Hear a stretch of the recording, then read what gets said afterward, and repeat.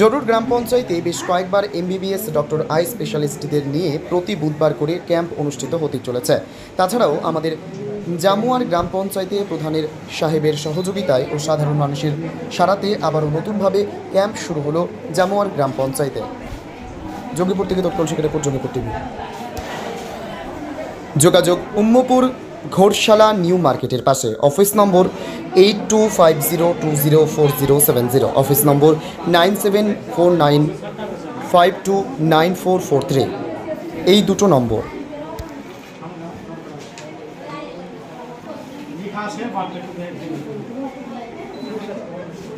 লিখা আছে